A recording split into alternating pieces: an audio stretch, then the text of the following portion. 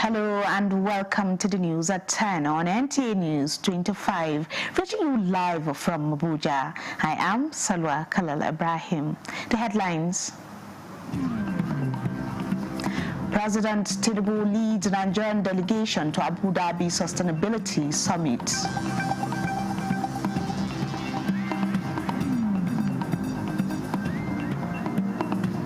Katsina government explains conditions surrounding proposed release of suspected bandits. There was well-established guidelines and framework which they followed. APC National Chairman direct coordinators to register all members or risk removal.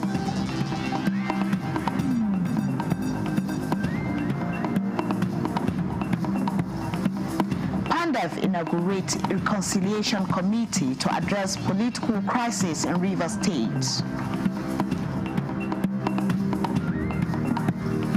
The president is the father of this country. He wants this country to have peace.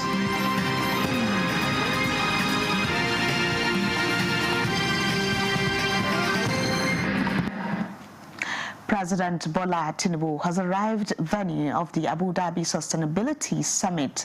State House correspondent Musbahul and Wahab report that the annual summit is kicking off with the opening ceremony this Tuesday morning in the United Arab Emirates capital city. President Tinubu is leading the Nigerian delegation, which include Minister of Finance Wale Edu and Doris Aniti, Minister of Industry, Trade and Investment Jumoke Oduwole, Governor Central Bank of Nigeria Yemi Kadoso, among others. The Nigerian president is attending the annual event for the second time on the invitation of the host president, Sheikh Mohammed bin Zayed Al Nahyan. The theme of the summit is the nexus of next, all systems go, aimed at finding measurable solutions to sustainability issues around the world. And back home in Katsina State, government has clarified report alleging plans to release some suspected bandits earlier arrested by security agencies. Commissioner for Internal Security and Home Affairs, Nasiru Muazu Musa, made the clarification while reacting to report that the government intend to release more than 70 suspects arrested in connection with the banditry kidnapping. Awal Haliru reports. Reacting to the alleged reports, the Commissioner for Internal Security and Home Affairs says the decision forms part of the community-driven peace initiative aimed at sustaining peace in local government areas affected by insecurity. Their peace accord, there was well-established guidelines and framework which they followed. And one of it is that they are going to exchange, those people that were kidnapped and those bandits that were arrested. So they brought these, the name of some of them, that they want them to be freed, taking into cognizance that they have reached an agreement between the communities and the repentant bandits. He appealed to the people of the state to continue supporting the efforts of the state government in ensuring lasting peace and security. The development comes as Katsina State continues to grapple with the impact of banditry and kidnapping. The time that all these things are happening, banditry are rising, the community of that local governments, all the 19 local governments, they are the one organized for the peace accord with these our relatives, that is the Fulani bandits. The move is being viewed as an effort to promote reconciliation and rebuild trust between affected communities and security agencies. If time comes, you reach through that you want to be at peace, to sign peace accord or some agreement. There's nothing wrong in releasing from this side also to release those that are in their hands, which is accepted. The state government says it remains committed to restoring lasting peace and stability in the affected areas. In Katsina, Awan Hallaru, NTA News. The National Defense College is engaging critical stakeholders on countering financing and of terrorism and regional security believed to be part of the key drivers of extremist activities. Defense correspondent Ismail Musa reports on the college's strategic level course in Abuja. The 2025 Global Terrorism Index reveals that the Sahel region is responsible for more than 50% of global terrorism-related deaths. While counter-terrorism efforts have recorded notable successes, non-state actors continue to adapt sophisticated cross-border networks. This threat continues to pose significant challenges to us as individuals. The strategic level countering the financing of terrorism and regional security costs is designed to equip participants with advanced leadership, analytical and decision-making skills required to disrupt terrorism financing networks. Terrorists, insurgents, they need a lot of logistics, and this logistics are not part, and the kernel point, the compact core of this logistics is finance.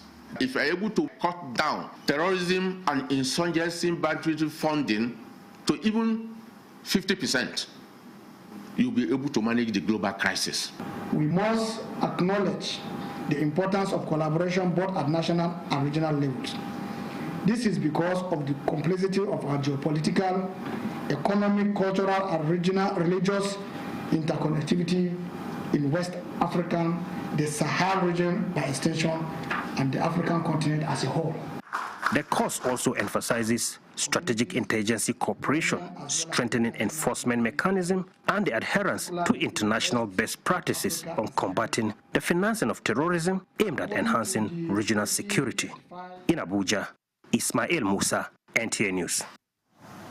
The Minister of Defense is adopting an all-encompassing approach to be more proactive and professional in tackling national security threats while collaborating partners on enhanced indigenous production of military hardware. Olajide Bello reports that Minister of Defense General Christopher Musa gave the hint at the National Defense College Abuja during a national symposium of the Armed Forces Celebration and Remembrance Day. The attention has shifted to the National Defense College, where the top brass of the nation's armed forces are brainstorming to reposition the nation's security architecture. Let's take a listen from what they have to say. Today is also a day of remembrance and celebration. Their courage, patriotism, and devotion to duty continue to inspire the men and women of our armed forces and other security agencies.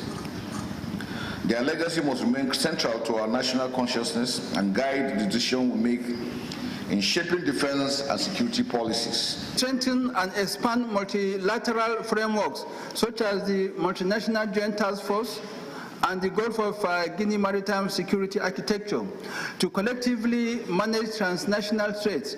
This strategic approach will enable Nigeria to effectively or efficiently allocate its defense resources towards internal security reform and co-development priorities. This symposium is part of activities to mark the 2026 Armed Forces Celebration and Remembrance Day. It is a platform to chart a new course and, of course, brainstorm on how to improve the security architecture of the armed forces of Nigeria. From the National Defense College here in Abuja, Olajide Bello, NTA News. Thank you, Olajide. And from Abuja to Imo State, the Governor, Hope Uzodinma, has appealed to the federal government as a matter of national importance to create sufficient welfare package in appreciation of the legions and the fallen heroes for their contributions in defending the country. The governor made the appeal during the Armed Forces Remembrance and Celebration Day Thanksgiving service held at the Government House Chapel, Owerri. Beatrice Anyin reports.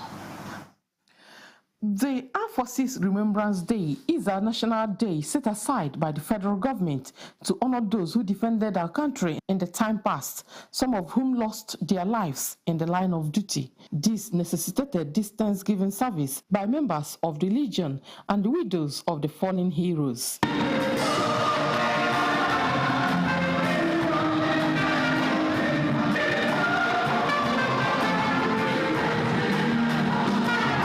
While appreciating the spring prize paid by the members of the Legion and the fallen heroes, Governor Hope Uzodinma emphasized the need for federal government to create fund as an encouragement to them. He also urged well-meaning Nigerians to contribute their quota in supporting, especially the families of the fallen heroes. In Imo State, I will do my best to contribute the quota on behalf of the government of Imo State in ensuring that members of the Legion, members of the bereaved families are supported to the best of our ability. In his message, Reverend Father Augustine Agawike highlighted the importance of baptism in the Christian race. He called on Christians to always pray for our security agencies, the Legion, and the widows of the fallen heroes. To help us to be true disciples of Jesus, faithful to our baptismal commitment. Further, let us commit the souls of our departed heroes on this special Armed Forces Remembrance Day. Prayers were also offered for the federal and state governments, armed forces, the Legion, and the families of the fallen heroes. In Owerri, Beatrice Anyam, NTA News. The Nigerian Police Trust Fund is stepping up strategies against kidnapping and violent crimes. Francis From report that the Trust Fund flagged off a nationwide training program designed to equip police officers with modern skills in hostage negotiation, tactical response, and criminal investigations. Don't take this step. You will be decided. You're already there with them. 101 police personnel from different formations are meeting in Abuja, courtesy of the Nigeria Police Trust Fund, brainstorming on how to redefine Nigeria's fight against kidnapping, hostage-taking, and violent crimes. From urban centers to rural communities, the program is being rolled out to ensure police commands are better prepared, more professional, and more responsive in confronting today's complex security challenges. The initiative, the Executive Secretary of the Nigeria Police Trust Fund, Mohammed Shaidu, maintains that it aligns with President Bola Tinubu's renewed hope agenda, shifting from policy promises to practical action by empowering officers with the competence and professionalism required for modern policing.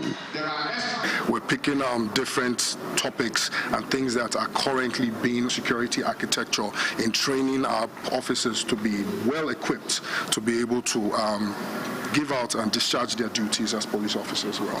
Criminality in society is carried out by human beings, and for you to take care of human being, you need to understand how human behave. And using both the police professional techniques and psychological aspect of human behavior, we are able to figure out appropriate techniques that our police officers can use to achieve contemporary approaches towards solving the volatile security nature of the country. The Trust Fund says the program reflects it. Francis from NTA News. This is the news at 10 on jobs for our people and for the growth of our economy. Thank you, our esteemed customers, distributors, and partners. Yes, the taste of Nigeria is the taste of celebration and the taste of goodwill and good cooking. We care for your good health and long life. So cook right and eat healthy to live longer. Always buy a Risco product. Merry Christmas and a Happy New Year. And the National Productivity Order of Merit Award goes to the only tomato paste manufacturer to win the National Productivity Order of Merit Award by the federal government of Nigeria, endorsed by the Association of Private Medical Practitioners of Nigeria. This is an evidence of 100% natural goodness, great quality, and great taste. So eat healthy to live longer. Use a Risco tomato paste and products. 100% natural. Buy now and enjoy up to 20% discount.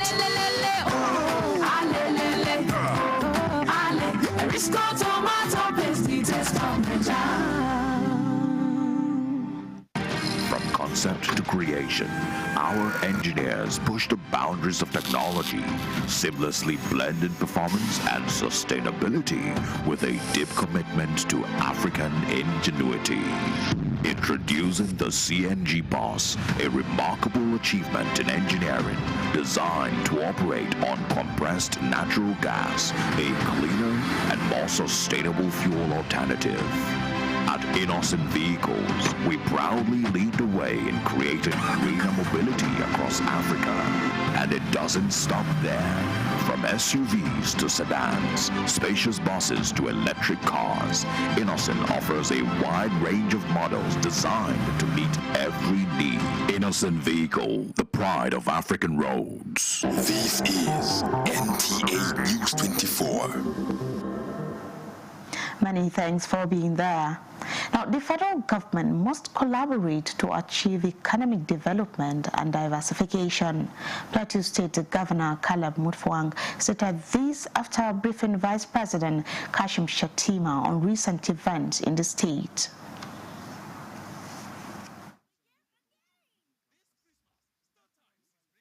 The Vice President coordinates a lot of activities, particularly in the agri sector. And we have a lot to share about the collaboration. And so in essence, this is the purpose of the visit. What's the Vice President's, take about your visit? Oh, the Vice President would always want to know what is happening in the states. And I can assure you that the Vice President was pleased to have me, and we had very, very useful conversations. Recently, you decided to move your political party allegiance to the All Progressives Congress. Would like to know what has it been like since you defected? It's an ongoing process. It's an ongoing process. I don't like to use the word defect. I like to use the word realignment, and it's work in progress, and things are shaping up nicely. At the appropriate time, I will engage the media. He assured his commitments towards sustainable development and collaboration with the federal government in actualizing the renewed hope agenda of the Tinubu-led administration. Now, Governor Sheriff Oboriwori has taken another major step toward in his infrastructure development agenda as he flags off the construction of Otowodo Junction flyover in Ogeli to ease traffic flow, boost economic activities, and link up the East-West Federal Highway. Susan Isu reports.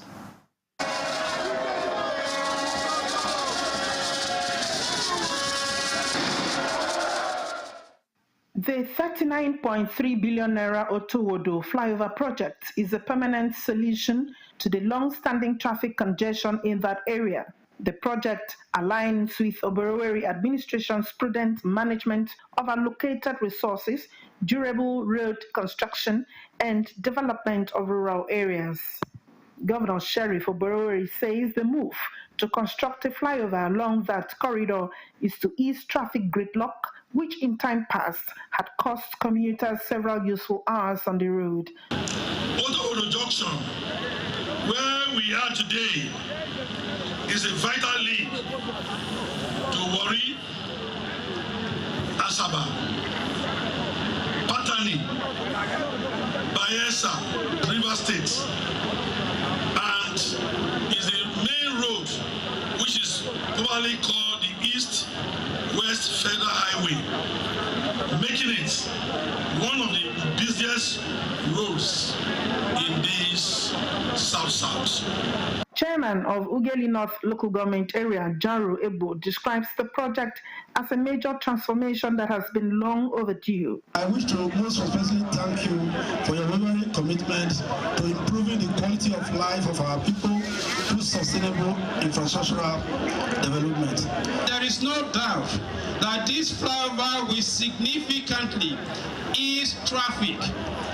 The 15-span flyover, which will be completed in the next 12 months, will have dual carriageway, connecting roads, specialized drainage systems, and solar street lights.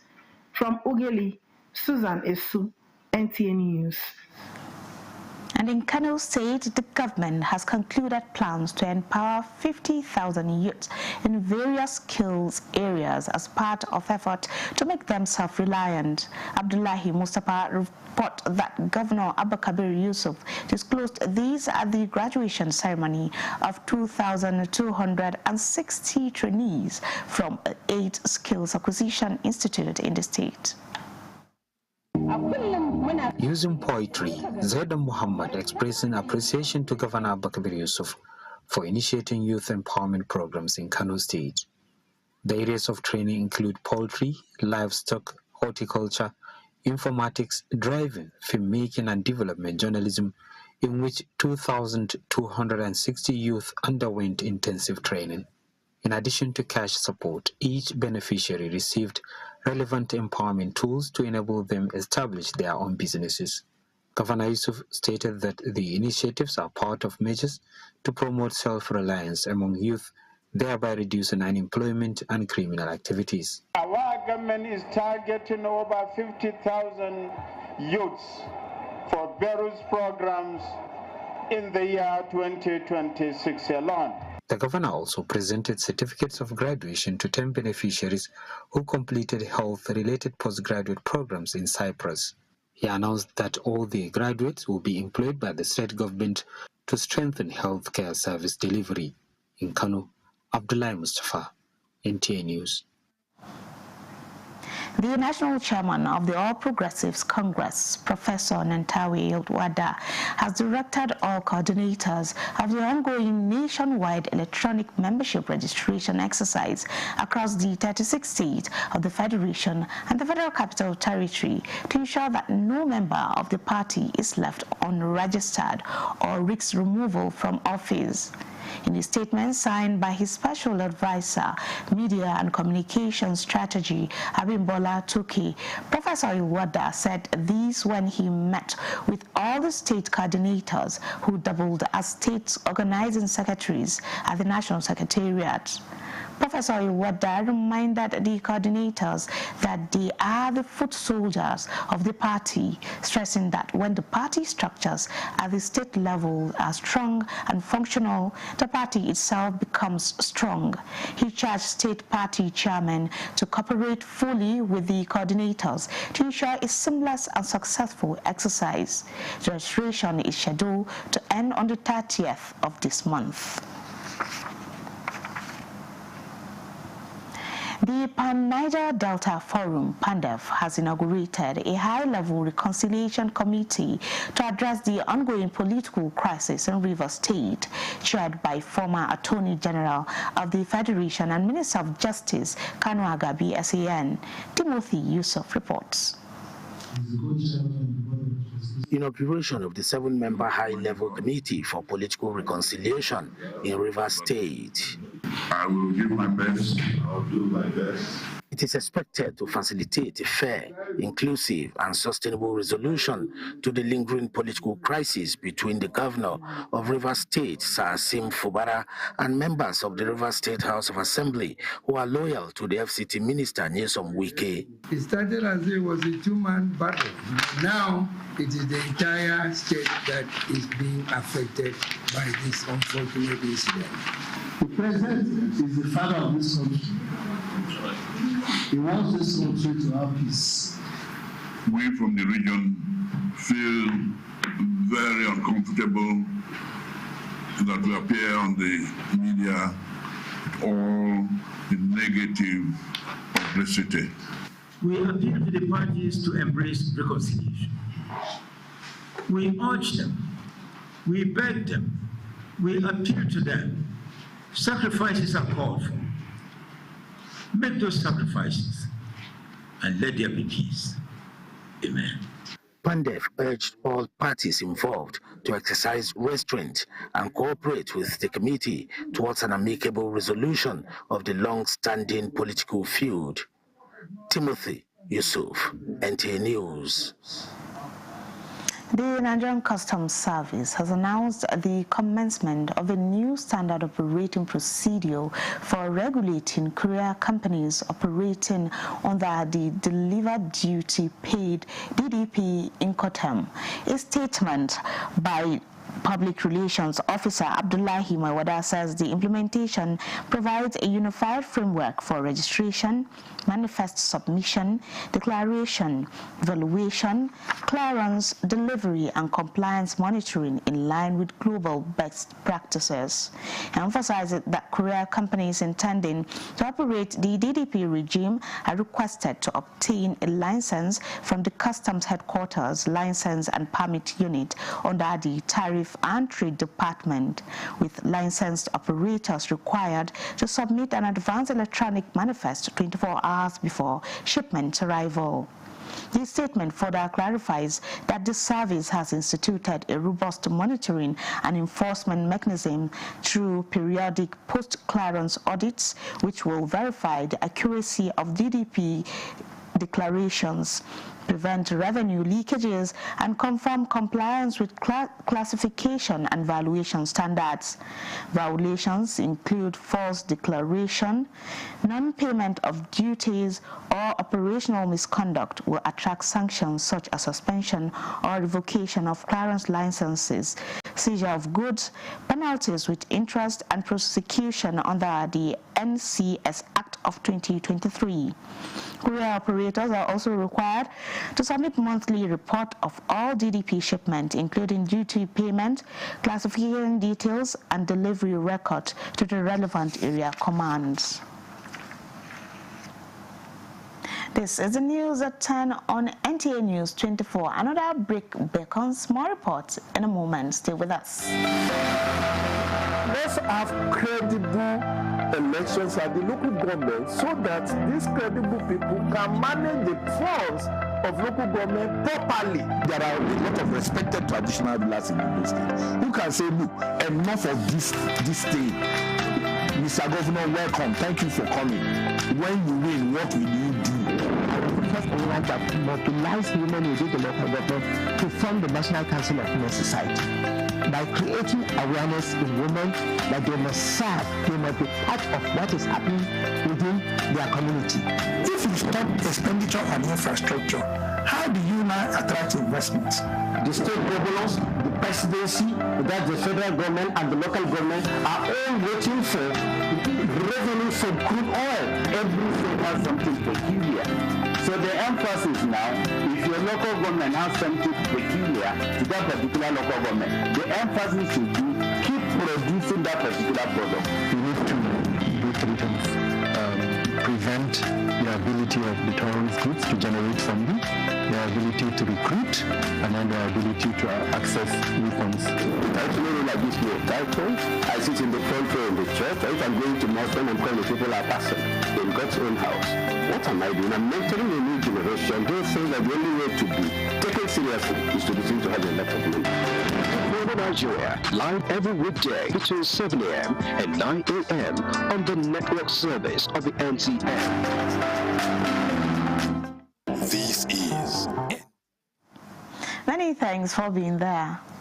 Kaduna State Command of the National Drug Law Enforcement Agency, NDLEA, says it has arrested 118 suspects and seized illicit drugs and other psychoactive substances weighing more than 2,400 kilograms in 2025.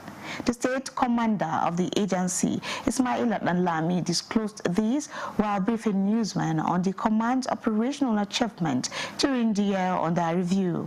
Awal Haliru reports.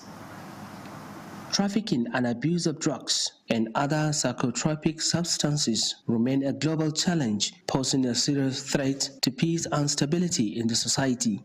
The menace, particularly among youths, has pushed many into early graves, destroyed generations, and negatively affected economic growth and development.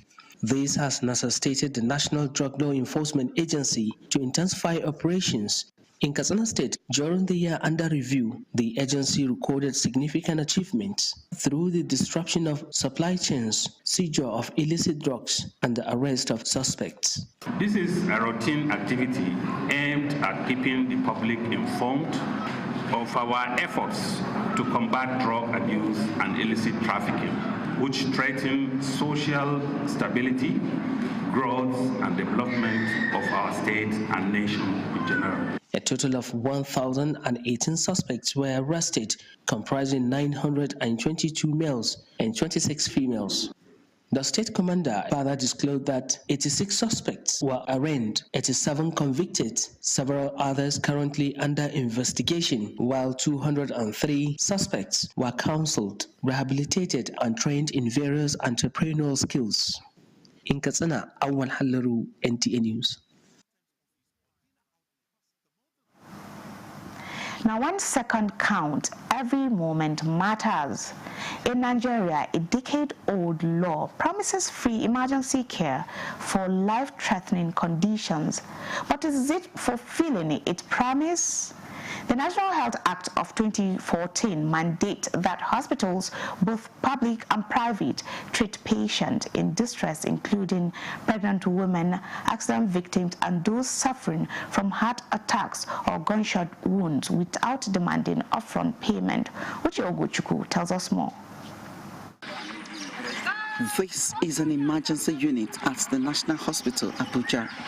As the name suggests, it is designed for responding to emergencies, as there is usually no time for negotiations but action when emergency calls.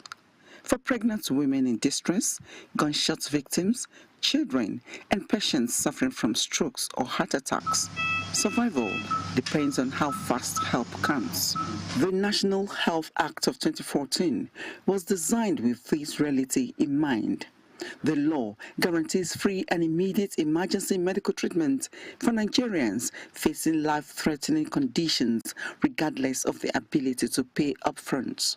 There are two components to it now. We have the NEMSAS, which is the National Emergency Medical Services and Ambulance System, and we have CMONC, which is Comprehensive Emergency Obstetric and Neonatal Care. So let's start with the NEMSAS. The NEMSAS is mainly for those that have road traffic accidents, snake bites, stroke, and other medical emergencies. While the CMONC is just for pregnant women or within their puerperium and new neonatal care, that's less than 28 days of life. 10 years after the act came into force, questions remain. Is the law fully working when Nigerians need it? What will come down, take to us, and then put out for oxygen. If you wash, don't go see them. I think our government is doing its best, though it is not that satisfactory.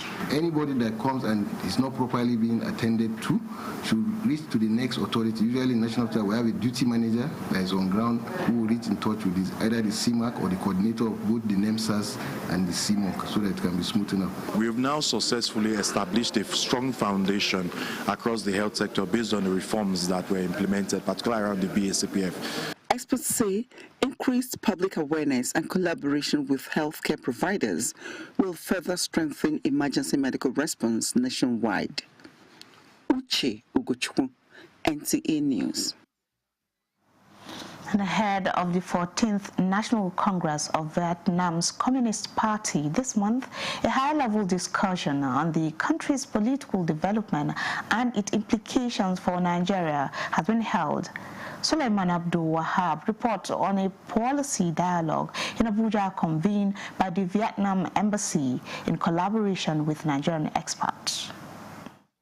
The discussion focused on the central role of Communist Party of Vietnam in the country's socio-economic transformation, the significance of the forthcoming 14th National Congress, and the growing prospects for Vietnam-Nigerian relations. You know, Vietnam emerged from the war in 1974 as one of the fastest growing economies in Asia.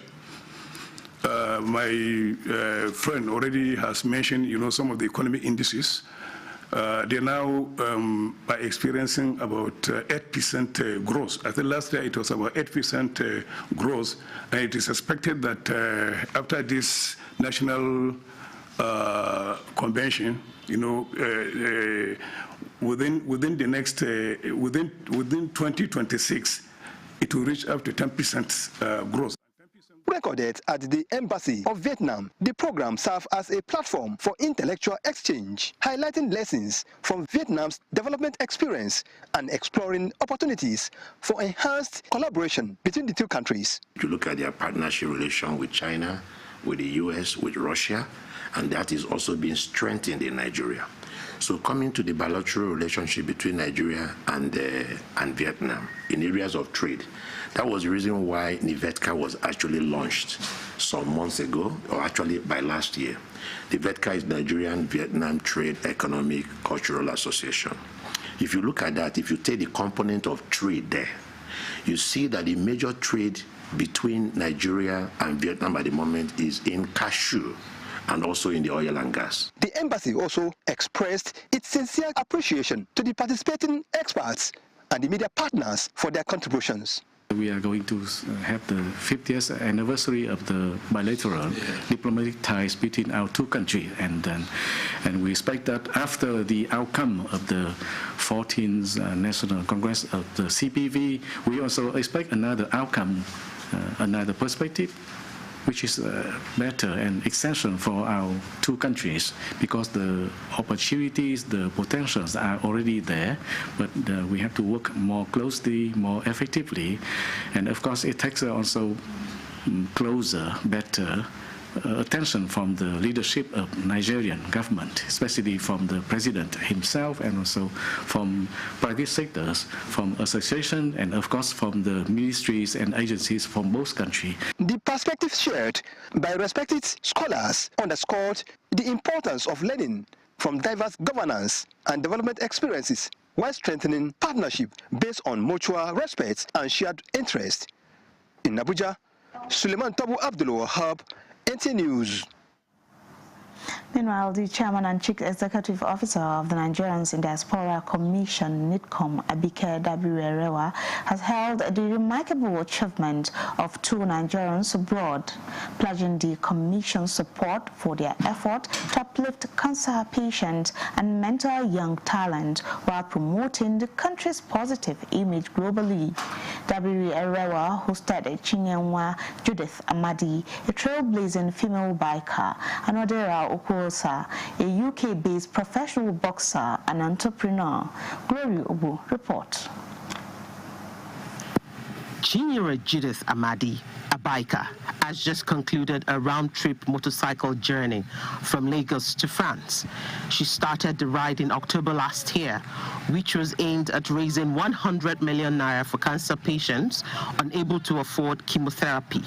A yoga and fitness instructor, originally from Owerri in Imo State, she met Abike Dabirerewa and said she drew motivation from her desire to aid cancer sufferers and defy societal norms for women from conservative backgrounds. In every country, African country I get to, before I get there, I reach out to the backing community and ask them for support in terms of logistics passing through the border, if they can let me know what it takes, if they can support me in any way.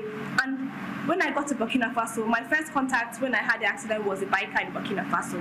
Proud of you, and we will be willing to work with you, partner with you to see how we can support this wonderful cause you're doing. So let's know how we can work with you. And it's important that everybody knows that we have a Nigerian woman of courage, of value, of conviction, who believes, and I like what you said, that your voice. Sometimes we think women can't do things, but you've used your voice to say we can do it. So we celebrate you, we're proud of you, and we'll work with you all the way through. And welcome back home. In tournaments and events, because I know there's a lot of talented young people. In the same meeting, Dabirerewa welcomed Odera Okosa, accompanied by his brother Henry, praising the boxer's consistent promotion of Nigeria through societal media and public engagement in the UK. Odera, a fitness entrepreneur, media influencer, author, and heavyweight champion, has claimed titles including the British University Championship, 2 London titles, the East Midlands title, and the UK national title. And I'm someone myself, I've been privileged to come back and actually see everything that Nigeria has been giving back to myself, giving back to my family. You know, I've been so happy that I've even said to a few people I want to extend my trip. The meeting underscores NIDCOM's ongoing efforts to engage the diaspora in Nigeria's growth, highlighting stories of determination and national pride.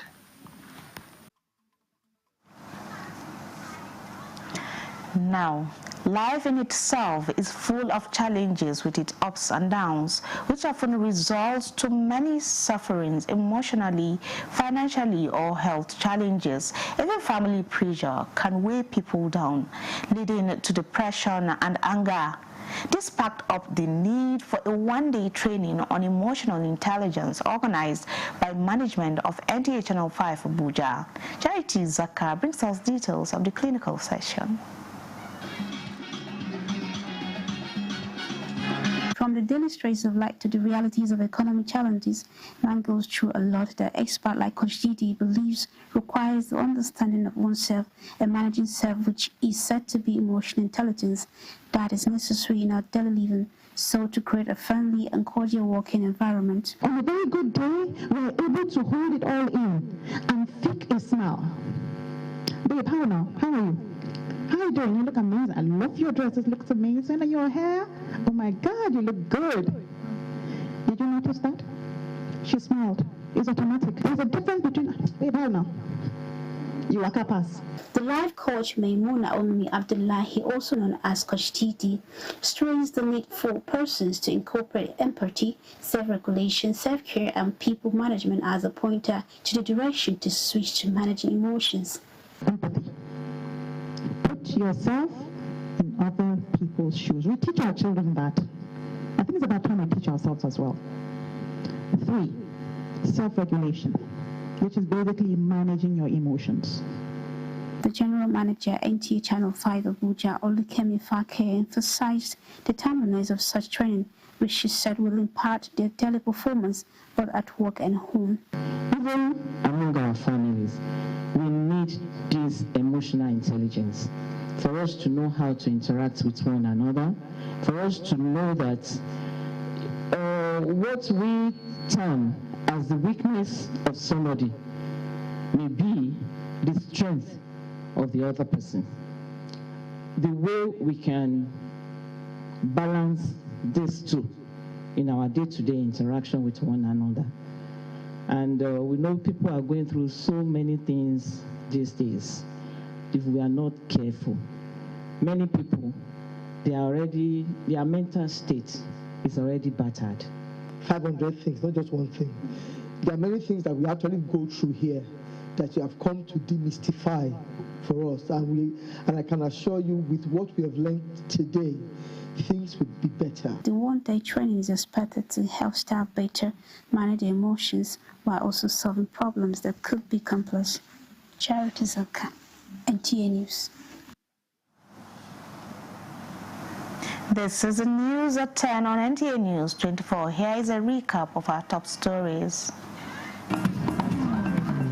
President Tinubu leads Nigerian delegation to Abu Dhabi Sustainability Summit.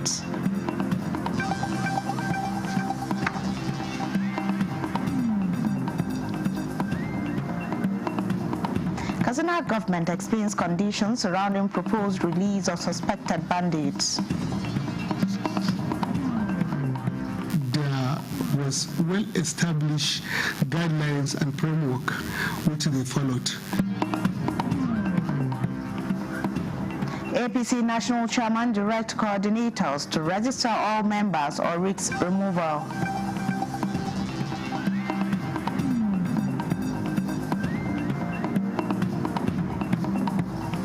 PANDEF inaugurates reconciliation committee to address political crisis in Rivers State.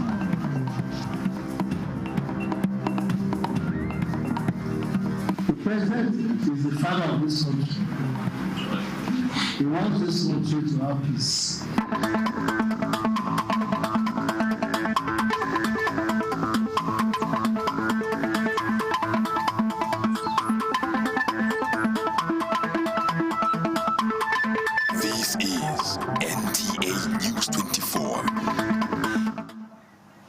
let's head on to Gusau, the Zamfara state capital, where the Zamfara Community Protection Guard has become a focal point of discussion among security analysts and residents as the guard continues to respond to threats posed by bandits and other criminals. Stakeholders have advocated sustained investment in the security architecture. Halil Mohammed reports. The Zamfara Community Protection Guard was launched in 2024 as a bold step to further complement the conventional security agencies in the fight against insecurity. The initiative, named Askarawan Zamfara, recruited more than 2,600 personnel from the 14 local government areas of the state that received a 3-month training conducted by the Army, Police, and the Nigeria Security and Civil Defense Corps. With the current trend in the last 2 years, I can say that their presence has made significant impact in checkmating the activities of bandits in Zamfara State. The security expert, like other stakeholders, believed that more needs to be done to enhance the operational capacity of the security outfit. Only that the number is not enough. The challenge of manpower, they equally have the challenges of welfare. There need to be more training on the job. The recent appointment of a retired Assistant Inspector General of Police who took charge of the force counter-terrorism unit as commandant of the organization is also seen as a step in the right direction. This time around, we are going to be all out to deal with the issue of insecurity in Zamfara State. As Zamfara moves forward, it is believed that the Community Protection Guard, if adequately equipped and well managed, will serve as a model that could shape Nigeria's broader approach to internal security. In Gusau, Halil Muhammad, NTA News. And from Jigawa, a resident of Hadijia, Abdul Hadi Ibrahim, is seeking justice over the alleged disappearance of his 16-year-old daughter, Walida Ibrahim, who went missing 2 years ago. The teenager was recently traced and is alleged to be living outside the state, where she was reportedly married and converted to Christianity under disputed situations. Awal Muhammad Kazauri reports. Abdulhadi Ibrahim told NTA News that his daughter Walida Ibrahim disappeared from Hadija 2 years ago, throwing the family into prolonged emotional distress. He claims that the teenager was recently traced and is alleged to have been married under circumstances the family considers forcefully, involving a security official identified as Ifanyi Onyewiye. After these 2 years, just one day, someone over the phone called to inform me that a marriage with my daughter has been arranged in Abuja. Counsel to the family, Kabiru Adamu, has called for full and impartial investigation, urging authorities to comply with an earlier ruling of the Hadija Magistrate Court, which ordered inquiry into the matter and efforts to reunite the girl with her family. The DSS will appreciate their effort by apprehending the suspect, but that is not enough. We are asking them to fully comply with the order of the court. The father further alleged that the trauma resulting from Walida's disappearance contributed to the death of her mother 2 months ago. Meanwhile, Jigawa State Police Command confirmed receipt of court's directive, but noted that the case currently falls outside its jurisdiction as the parties involved are not domiciled in the state. In Duse, Awal Muhammad Kazauri, NTA News. Now, Nigeria